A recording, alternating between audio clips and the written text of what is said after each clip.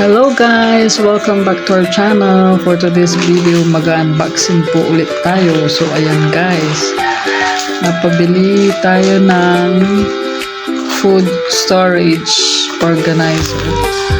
Kasi sa tingin ko guys, kailangan namin to. Kasi marami kasing pusa dito sa amin na pag tinakpan mo ng plato yung ulam doon, naku, tinutulak nila yung plato dyan. Kaya ayun, nauunahan kami ng pusa doon sa ulam namin. Kaya ako napabili nito guys. So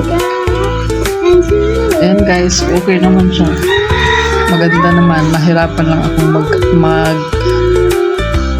mag-assemble, pero maganda siya. Pwede siyang paglagyan ng mga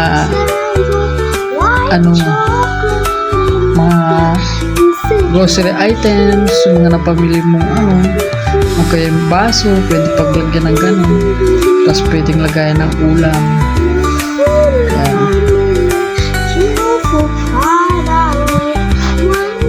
Buti lang na ilak ko. Kailangan lang ilak ng maigi para hindi siya masisira.